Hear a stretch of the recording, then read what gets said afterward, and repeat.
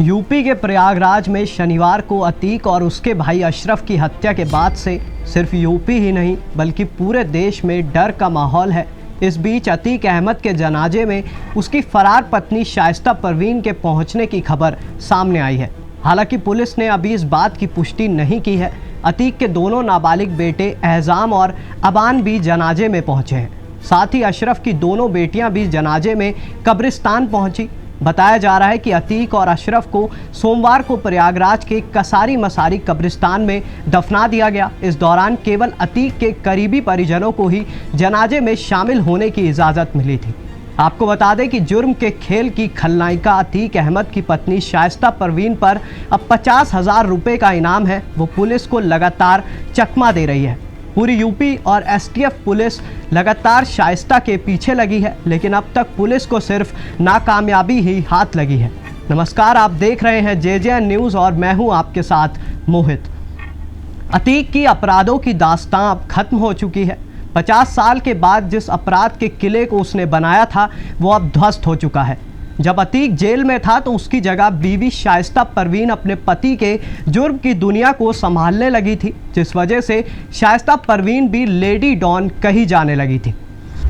किस शख्स से क्या रंगदारी मांगनी है, उसे कैसे धमकी दिलानी है, ये सब कुछ वही शाइस्ता परवीन तय करती थी। शाइस्ता और अतीक की शादी अगस्त 1996 में हुई थी। शाइस्ता पुलिस को चकमा देने में इतनी माहिर इसलिए है क्योंकि वो खुद खाकी वर्दी के परिवार से ताल्लुक़ रखती है। उसका बचपन पुलिस थाने और चौकियों में ही बीता है। बता दें कि शाइस्ता परवीन के पिता का नाम फारूक है। वो पुलिस विभाग में सिपाही थे। बचपन से ही शाइस्ता ने देखा था कि कैसे पुलिस किसी का पीछा करती है और कैसे पुलिस को चकमा दिया जाता है।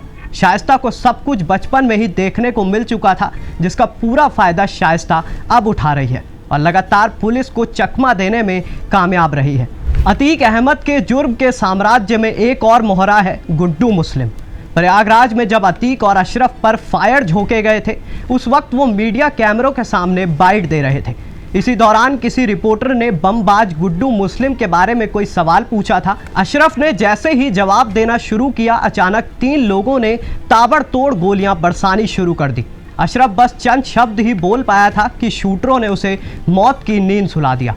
अब ऐसे में ये भी कयास लगाए जा रहे हैं कि आखिर अशरफ अतीक गैंग के गुर्गे गुड्डू मुस्लिम के बारे में क्या बताने जा रहा था। पिछले 30 सालों से अतीक गैंग के लिए काम कर रहा गुड्डू मुस्लिम उमेश पाल हत्याकांड के बाद से ही फरार चल रहा है। वहीं 16 अप्रैल को इंटरनेट मीडिया पर अफवाह फैली थी कि एसटीएफ की टीम ने महाराष्ट्र के नासिक जिले में छापा मारकर गुड्डू को गिरफ्तार कर लिया है और उसे यूपी लाया जा रहा है। लेकिन प्रयागराज पुलिस और एसटीएफ ने इस खबर की पुष्टि नहीं की, बल्कि ये बताया गया कि नासिक में कोई एसटीएफ की टीम नहीं गई है। गुड्डू मुस्लिम समेत दूसरे शूटर अरमान बिहारी और साबिर फरार हैं। तीनों की गिरफ्तारी के लिए यूपी शासन ने 5-5 लाख रुपए का इनाम घोषित किया है।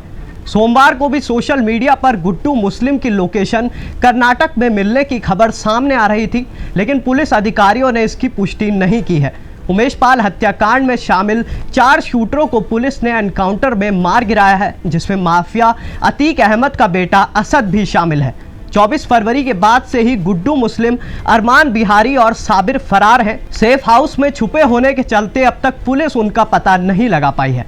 गुड्डू मुस्लिम और फरार दूसरे शूटर अभी पुलिस के लिए पहेली बने हुए हैं।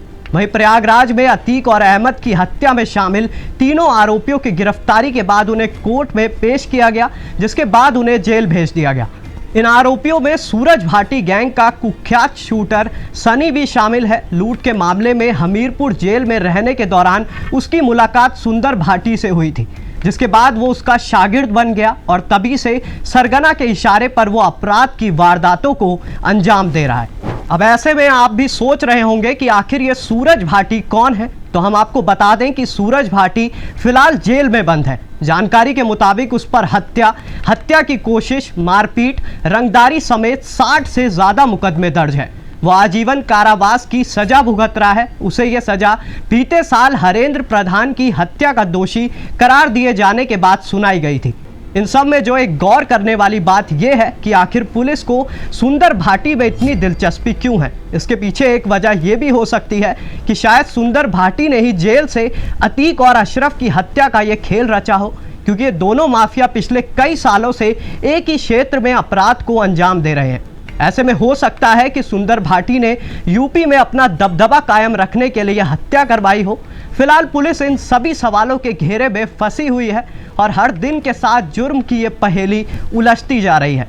अब देखना यह होगा कि आखिर यूपी पुलिस इन सभी सवालों के जवाब ढूंढ पाती है या नहीं।